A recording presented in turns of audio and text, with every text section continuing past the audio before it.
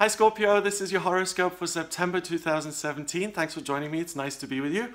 Now, it is Mercury retrograde, so I'm changing the format really of all my videos. I didn't really plan it, but it's just kind of happened. So let me know what you think, whether you prefer the video like this or where I do them in my little office usually. Let me know if you prefer a chart in the video, if you would like this to be short or much longer. I make these videos for you guys, and I make them to the best of my ability so that you enjoy watching them. So tell me what would make these more enjoyable for you so that I can do it. Because I make these for you, and if you don't enjoy them, that's pointless. So first of all, in September, Uranus, the planet of rebellion and eccentricity, trines Mars, which is the archetypal male principle, and they form a trine, this harmonious relationship, until the 11th of September, and that happens in your 6th and in your 10th houses. So the 6th house, Uranus the rebel, is sitting there, and he's going to want to make some changes to your day-to-day routine, and it's going to want an upgrade.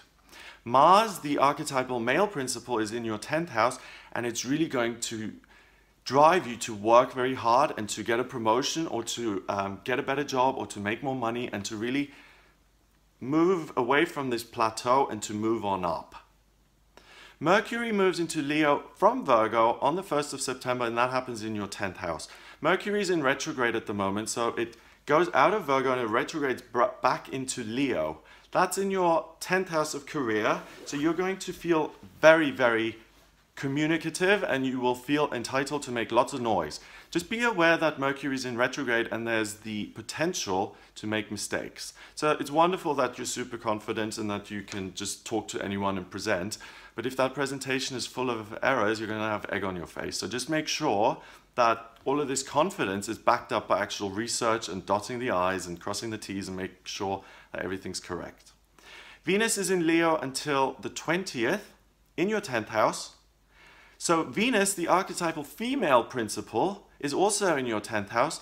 Female and male coming together creates new life, correct? So the fact that those two sit in your 10th house means that there's huge potential for you, Scorpio, to begin a whole new life when it comes to your career. If you are dissatisfied with your current career, you will get information, insights to make changes to your career. Similarly, the way with this Mercury, because Mercury is my ruler as I'm a Virgo, I just naturally changed all the formats around without even thinking about it. You are going to naturally just think about what I can do work-wise that serves me better, that's more compatible, and that I enjoy more, and that pays better. So really make sure that you pay attention to that. Venus then moves into Virgo into your 11th on the 20th, and that's about making your hopes and dreams come true and seeing how you can make your hopes and dreams come true. So up until the 20th, it's desire and thinking about, oh my God, this is what I could do. And then on the 20th, it's actually real practical steps you can take to make the change. So any Scorpios this month who are not satisfied in their working life, this is your month to make changes. On the 5th of September, Mercury goes direct in your 10th house in Leo. So now that confidence, that speaking, you can totally trust that.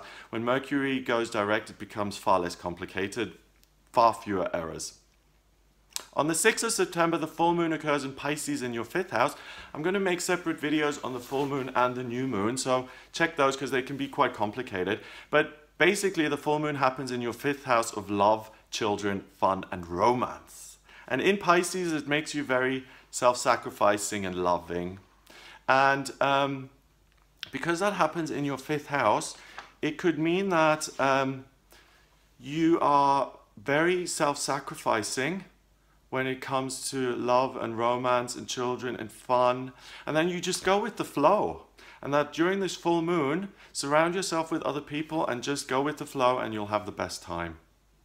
Also on the 6th of September, Mars moves into Virgo and it moves into your 11th house. So Mars and Venus are reunited again.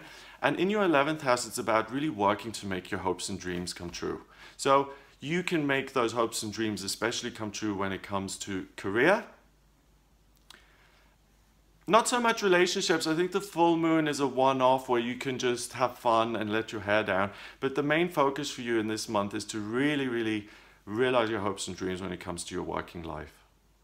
On the 11th of September, Mercury goes into Virgo in your 11th. So Mercury does a lot this month because it was in retrograde, then it goes direct, then it changes signs all over the place.